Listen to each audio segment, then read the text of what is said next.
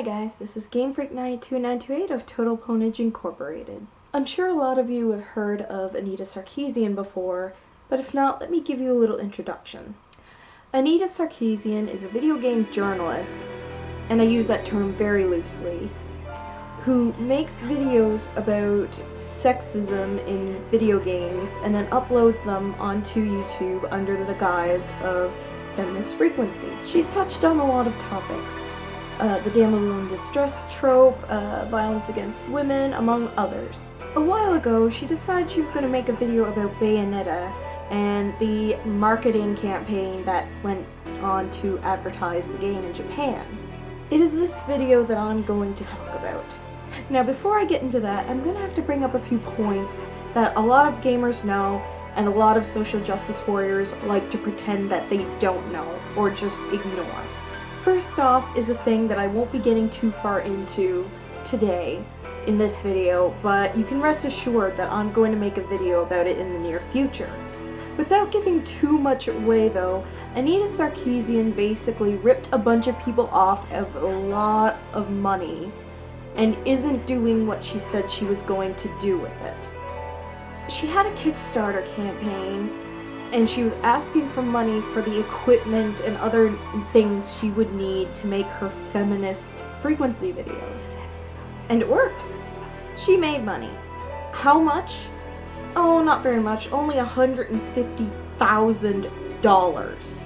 And again, without spoiling too much, not only did she not make the amount of videos in the amount of time that she said she would, but it's been made public by skeptics of her that she doesn't capture her own footage, and she probably didn't even buy the equipment she said she needed in the Kickstarter. In fact, it's been proven that she steals Let's Play footage from other YouTubers. YouTubers are actually struggle for their views because they can't abuse the feminism card that Anita abuses. That card is so abused. I almost feel the need to petition the government for opening a shelter for these social justice warriors terminology cards because they've been abused so much. Hey kids, it's time for your favorite scam-related quiz show, Let's Pwn Logic, with your host, GameFreak. Now children, if Anita was given $150,000 but hasn't spent any of it on video capture software, video games, or even a decent video camera, where do you think that money went?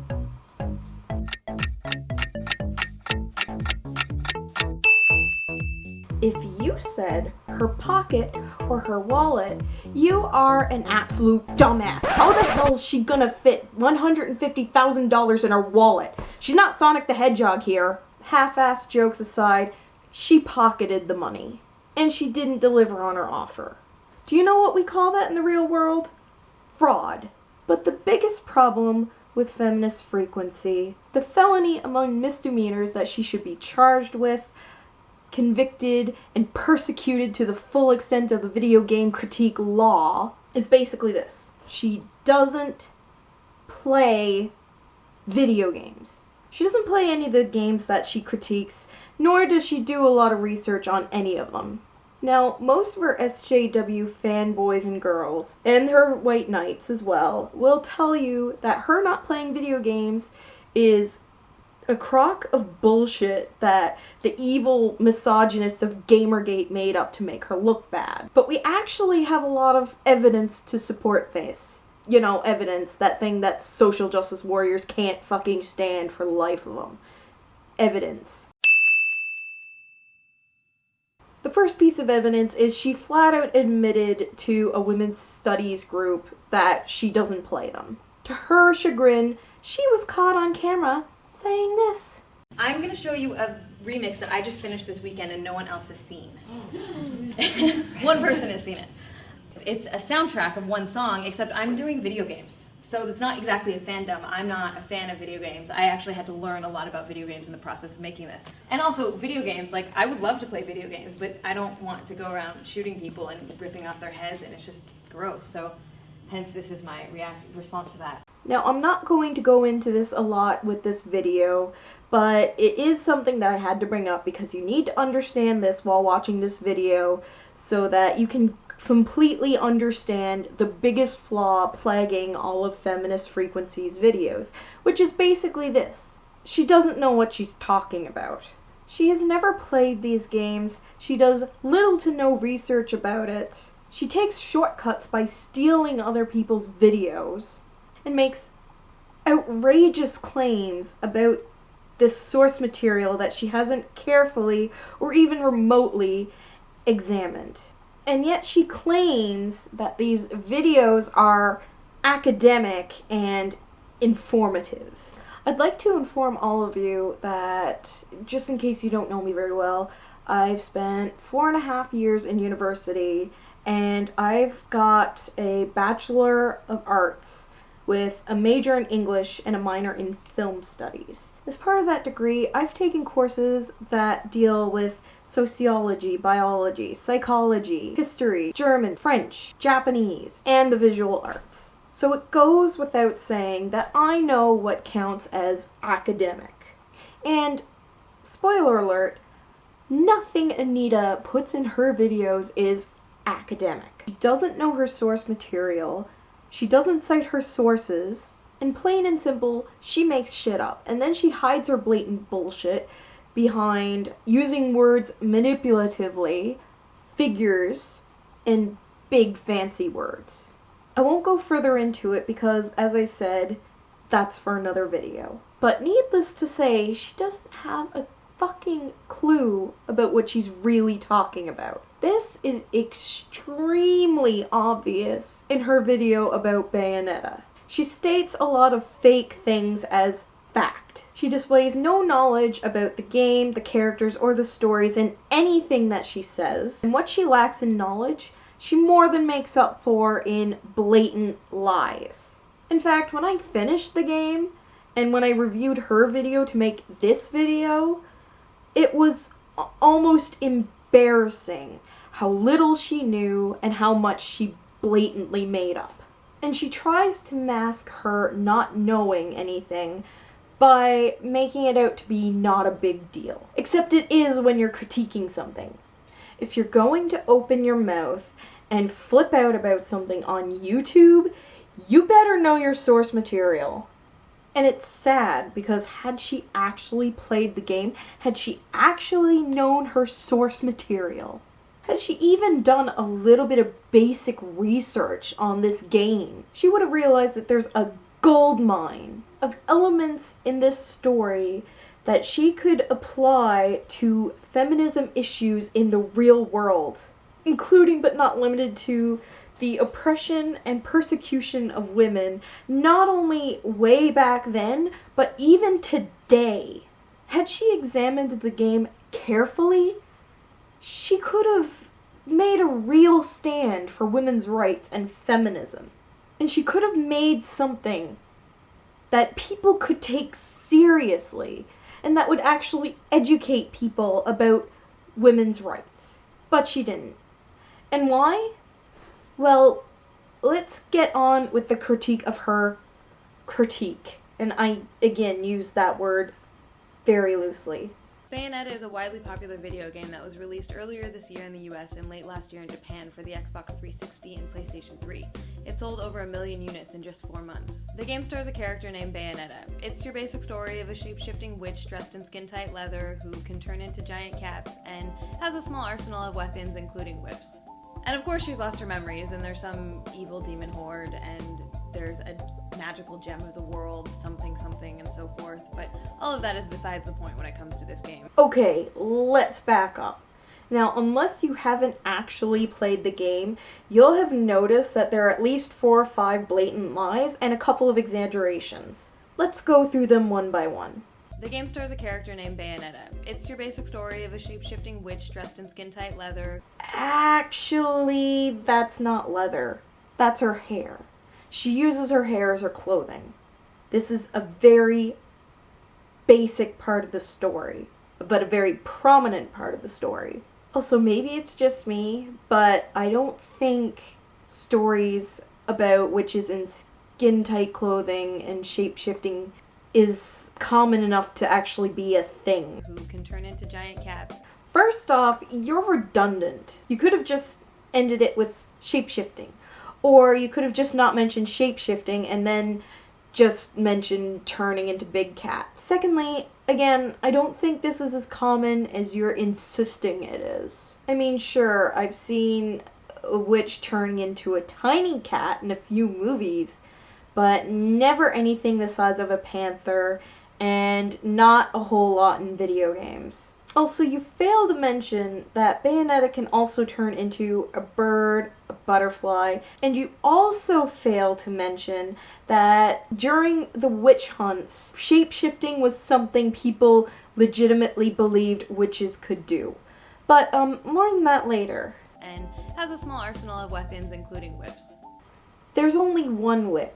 There's a bunch of guns, there's a lightsaber-like weapon, there's a pair of electric and fire claws, and a set of bazookas. But of course you focus on the whip, because that's related to BDSM, and you can use that to make an argument over this game being overly sexual more than it actually is. Because it's kind of hard to make Bayonetta out to be a sex object if she's holding a pair of bazookas. Also, Indiana Jones uses a whip. Why is it that when Indiana Jones uses a whip, he's a badass, but when Bayonetta uses a whip, she's a sex object?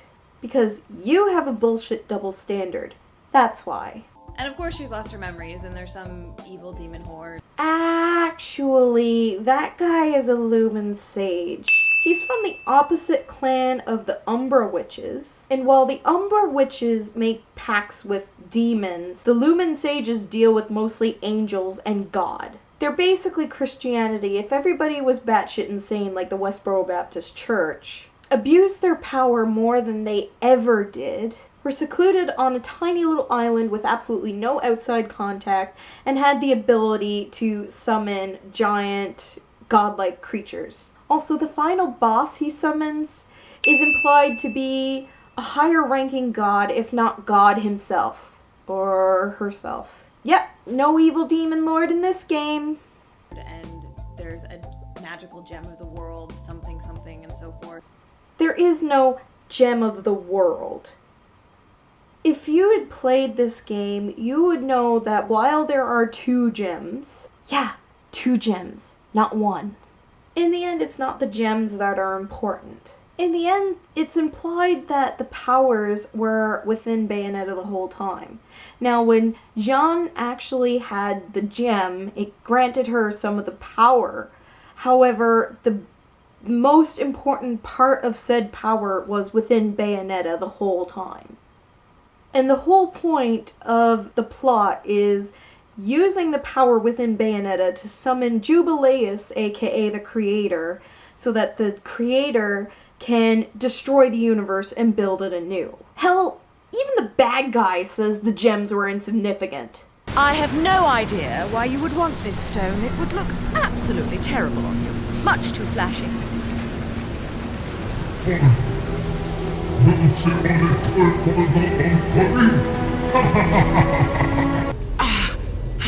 And now it is done. The right eye oversees the light.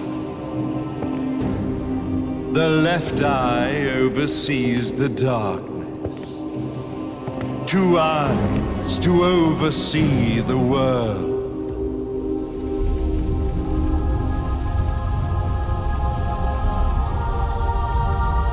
It was never the woman known as Bayonetta that I set my sights upon. It was you as a child, Cereza, that I saw. For she was the one who saw the world through innocent eyes, and she was the one who could give rise to a new history. It was her energy that could awaken the left eye. This has all worked out splendid. Now, the resurrection of Jubileus shall be completed. We are the eyes overseeing the world. We are the eyes overseeing a new era, a new reality, to which we will devote ourselves eternally. But all of that is besides the point when it comes to this game. If you had cut off here and then just skipped ahead to talking about the marketing campaign, I could have almost given you a pass for not knowing anything about the game. But you don't. You go on to criticize the game further, specifically the plot. Admitting you don't know your source material, but passing it off as besides the point if you're going to keep talking about the specific thing you just admitted that you have no idea what you're talking about, is a really bad thing to do. If you tried this on an academic paper for a university, you'd get an F. And next to that F, you'd probably get a tiny little handwritten note from the teacher saying, drop the attitude and stop being such a hipster. But that's besides the point. If you're going to call your videos academic, you have to hold up academic standard. Now, let's go on to her critique about how Bayonetta is an object made by men for men. Except Bayonetta was actually designed by a woman. So pretty much everything Sarkeesian says at this point is null and void. But, you know, let's humor her. Let's play along. First, the positive things about the game. She's a single mother, and that's kind of it.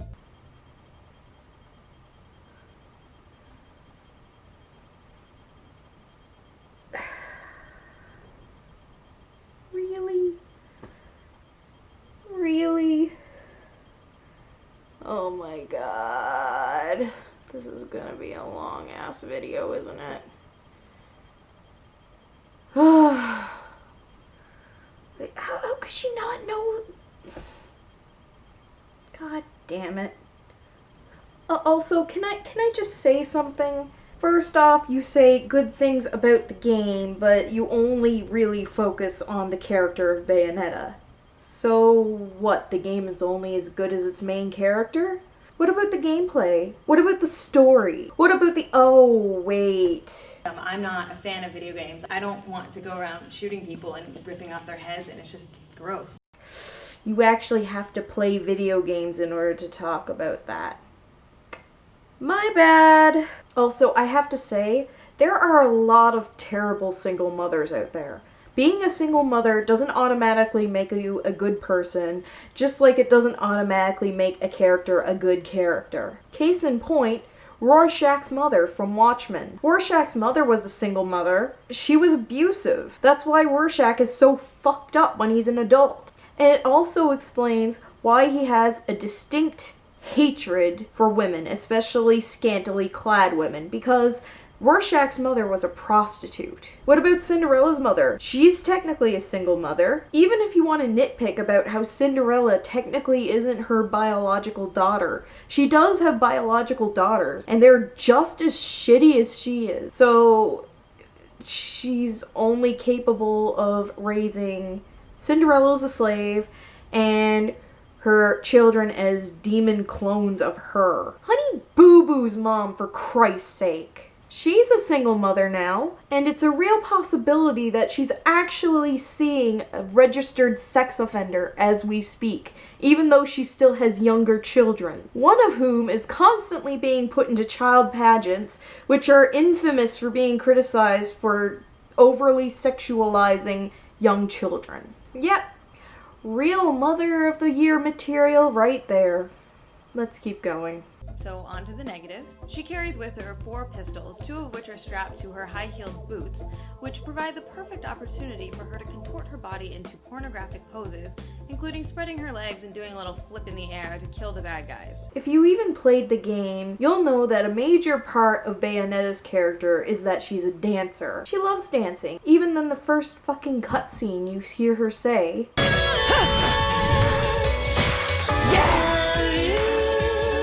As long as there's music, I'll keep on dancing. Of course she does her fancy flips in the air, and it also explains her over-the-top fighting style. She's a dancer. Also, that clip of her spreading eagle on the table, Yeah, I really like how you cut most of that scene completely out and of course slowed that video down to make it look like it was just giant pornographic thing. Let's look at the whole thing, shall we? Heaven and hell can tear each other to pieces for all I care. I've got my own problems to worry about. Something's up. Everything was a bit too brazen, and Enzo's tip makes the timing too perfect. This reeks of a setup. Someone in one of those lost memories calling you out.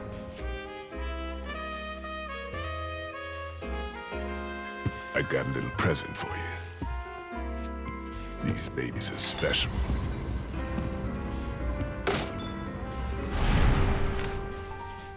Built from an alloy the devil himself would kill to get his hands on. Don't break these, 'cause they're one of a kind.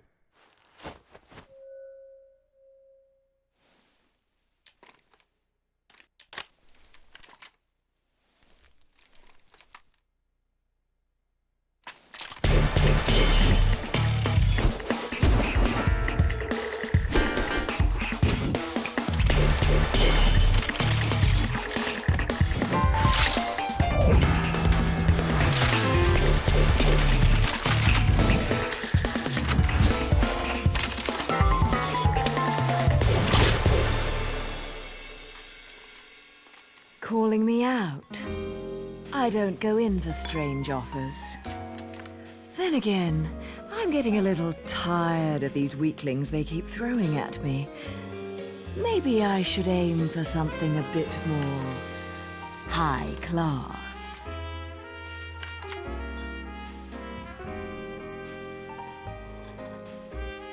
Pounding them down tonight, baby. Not to butt into your affairs, but I'm pretty sure you got somewhere better to be. The guys you're up against aren't the type to wait for you to finish a round.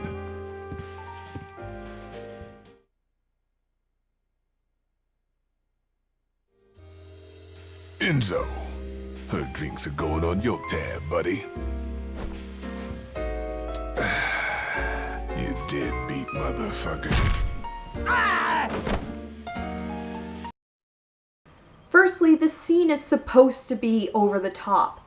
Bayonetta is supposed to be over the top. This game is over the top. She's flamboyant, flirty, fun, and pretty ridiculous. That's her character. That's who Bayonetta is. Everything she does is over the top. And you know what? If this was a real woman doing all this, and you said all this shit about her, you'd be labeled a slut-shamer. But because it's a character that was created by men for... Oh, I forgot she was made by a woman. Yeah, there goes that argument. When she lands, she does a little sexy pose for the player, complete with the sound of a camera shutter snapping. I love how you didn't actually show them the video clip of this, because had you and said the same thing, people would have told you that you're full of shit. Luckily, I'm going to show them exactly what you're trying to talk about right now.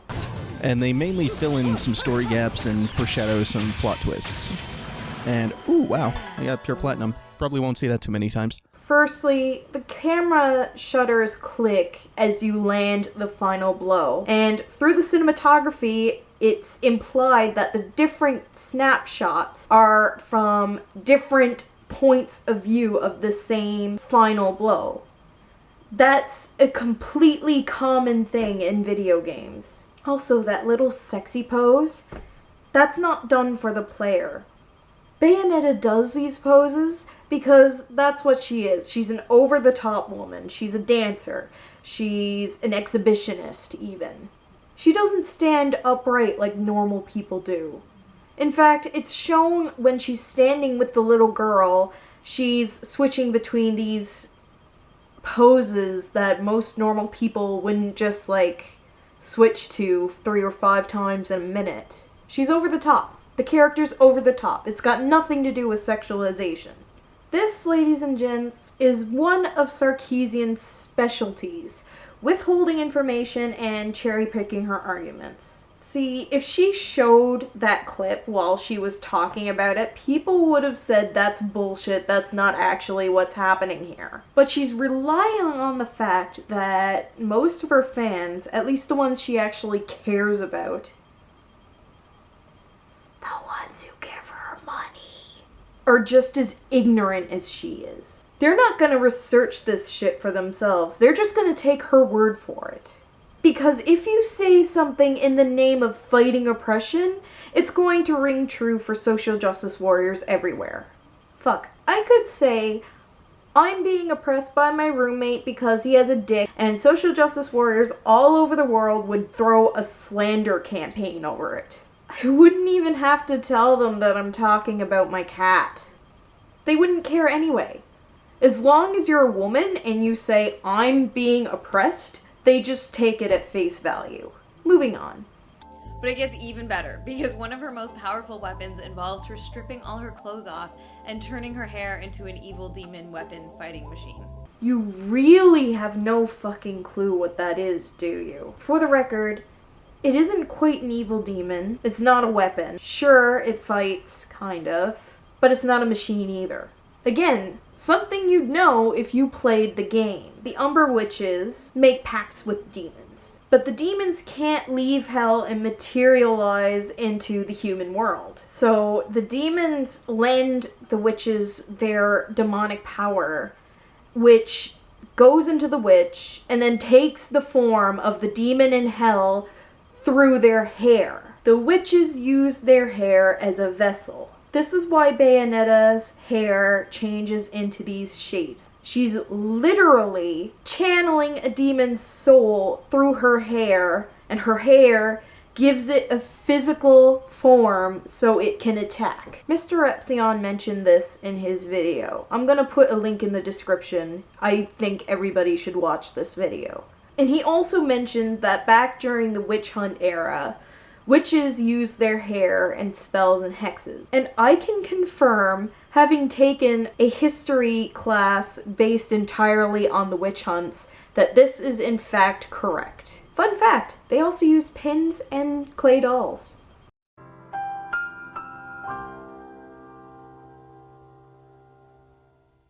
Again, I'm gonna put a link in the description to Mr. Repzion's video because I think everybody should watch this video. Especially you, Anita. But you probably won't, considering you blocked him from your fan page just because he politely asked you if you knew you were stealing YouTube footage. Just saying, that doesn't make you look very good. Did you get that? The whole taking all her clothes off in order to use her hair as a weapon? Because clearly you can't use your hair to drag demons down to hell if you're fully clothed. I don't mean to embarrass you, but I already mentioned how Umber Witch's clothing was made out of their hair. Yeah. See, like I said, it's mentioned in the game, which you didn't play, that the source of a witch's power comes entirely from the pacts they made with the demons of hell.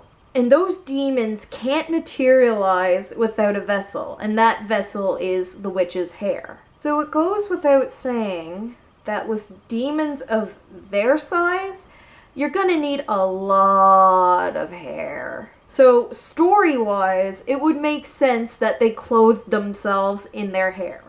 I mean, you're fucking powerful if you're literally clothing yourself with a living weapon. And with all the flips Bayonetta's doing, it'd be kind of hard to do that if you were wearing a full bodysuit of leather. Also, big whoop. You're not seeing nipples, you're not seeing ass cheeks, you're not seeing a vagina. How is this any more offensive than Naruto's sexy jutsu? I don't see why this shit is such a big deal. Okay, so she's naked in all of a few seconds for a clip. This isn't an absolutely atrocious thing. And considering the fact that she's not getting naked for the sake of getting naked, she's getting naked so she can control this giant demon that's being made out of her hair, I don't think that this is a case of objectifying women. In fact, I'd like to argue that you don't even know what objectifying women even is. Pro tip. Objects don't have personalities. Bayonetta is all personality. And to top it off, I like how you cut out the part where she does a dance and this chant thing before she actually summons the demon. Here, curious people who are watching, watch the whole thing.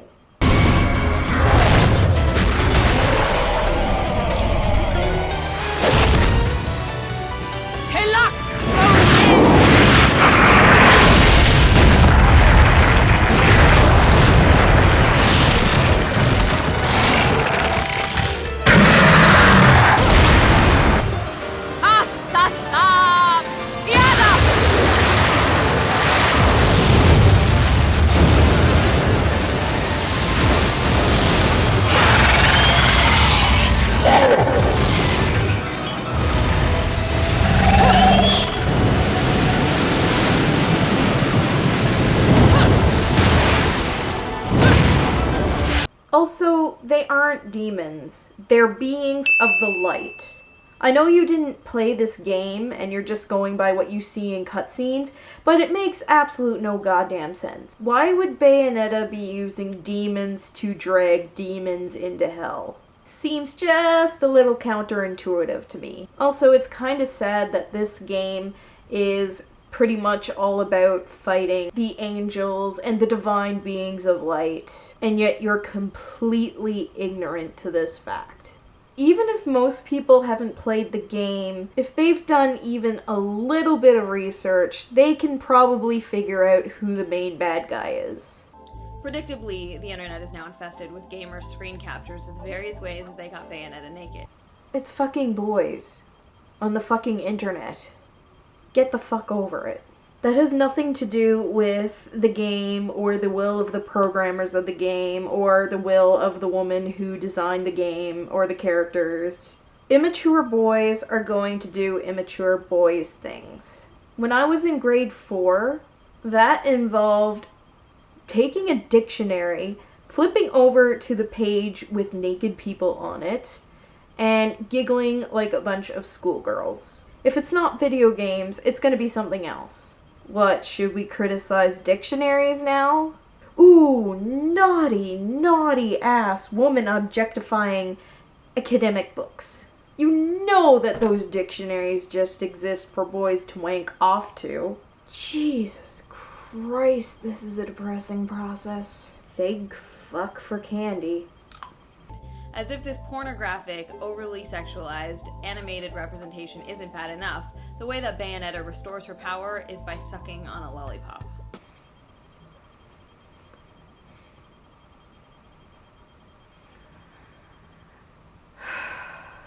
Well, guess I'm a porn actress now.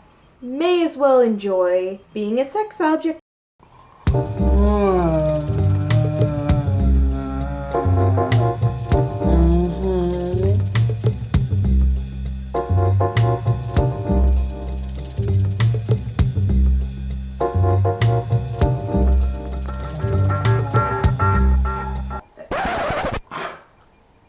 You know who else restored their energy by sucking on lollipops?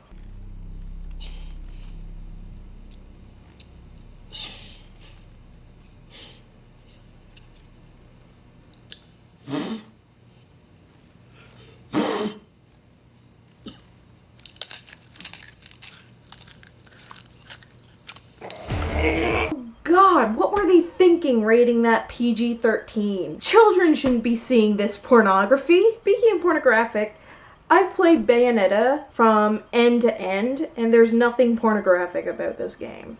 Yes, there are a few over-the-top scenes, and yes, there are a few sexual jokes. But since when did sexy automatically equal pornographic? Sorry, but this is just you over-exaggerating. There's no flat-out pornographic content in this game. None. There's a huge difference between having sexual themes and just being pornographic. And it's this kind of cherry-picking and over-exaggeration why nobody except for brainless social justice warriors take you seriously. Nor should they.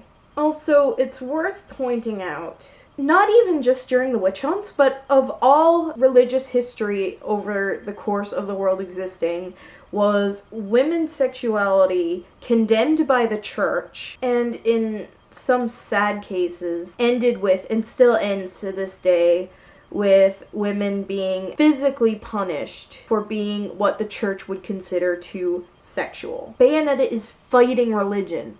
And not only that, but she's actually a part of a clan of witches who are openly persecuted for their sexuality. I will be returning to this topic in my second video, but for now, let's just try and get through this shit. But I'm not really here to discuss the overly sexualized adolescent male fantasy that Bayonetta is. First of all, why is it that whenever there's a powerful yet somewhat sexual character in fiction, all you feminists, and I use that term very loosely, completely ignore the character's strength and just dismiss the character as a male pornographic fantasy just because she's over the top and slightly sexual? Even if in the context of the story it makes sense for them to be sexual. Why is it that all you people care about is how a character looks? Hell, Anita, you and I both know, even if you're not willing to admit it, that if Bayonetta was an unsexy, plain Jane, hipster chick, you would be praising this game to high heaven. You guys keep accusing these creators of these characters of objectifying the character simply for male fantasy. But yet most of the guys that I know who played this game like it because it's awesome. They don't like it just because Bayonetta has tits or whatever. They like it because the gameplay is fun, the story's amazing, and Bayonetta is an awesome character. Of course there are men out there who think Bayonetta is really sexy. Yes, there are some people who probably do play the game just because Bayonetta is sexy. But for the most part, aka 95% of other gamers, we actually enjoy the game because of other things besides boobs! In fact, I'd like to argue that if anybody is objectifying female characters in comic books and video games, it's you guys. You guys are the one who are taking the power away from the character and focusing on her just being a sex object. You guys are doing that. You're so guilty of everything you're accusing all these men are doing. It's all you guys. So why is it that whenever we get a strong, sexy male character, he's a male power fantasy, but when we get a strong, sexy female character, she's not a female power fantasy? Also, why is it that when we get a strong, sexy female character, she's automatically a man's porno fantasy, but when we get a strong, sexy male character, he's never considered a female pornography fantasy? Seriously, why is it that female characters are automatically always made for the male gaze, if that's even a thing, but yet when there's a sexy male character, nobody ever criticizes it for being a female gaze object? Your argument of by men for men is not even remotely acceptable in this situation, considering Bayonetta was designed, again, by a woman. Everything from her appearance to her character, all of it was her.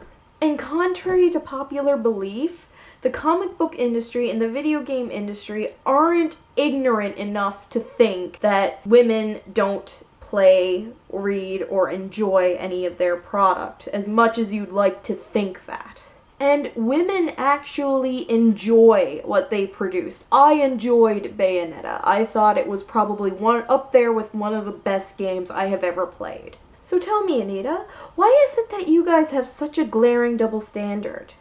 And why is it that all of a sudden, all these women who actually enjoy these characters, Bayonetta, Catwoman, Supergirl, all these other sexualized comic book video game characters, why is it that all of a sudden their voices don't matter if they don't agree with you? This is why Not Your Shield is a thing. Why is it that you guys are fighting tooth and nail for the world to accept female sexuality, but when it comes to this sort of thing, you also conveniently forget that there are people, women, who are probably just as appreciative of Bayonetta's sexiness as men are.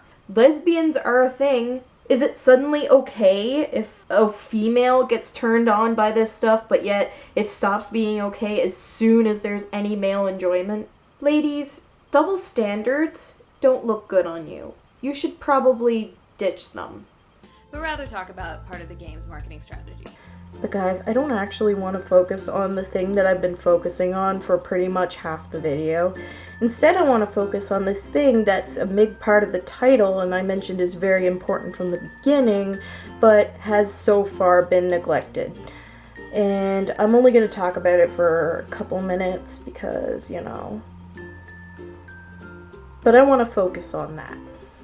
And I'm going to stop here. No, not because I don't have anything else to say, but because this video is going to be hella long. I've already spent hours trying to edit what I have so far. So I'm making the decision to split this video into two. In the next video, not only will I be critiquing Anita Sarkeesian's commentary on the marketing strategy behind the game, but I'll also be lamenting all those topics that she could have talked about that could have actually helped feminism, women's rights, and education. Topics that she just had to ignore because of butts and lollipops. Anyways, guys, this is GameFreak 92928 of Total Ponage Incorporated. Thank you so much for watching so far, and the next part I will be writing either tonight or tomorrow, and we'll get this finished.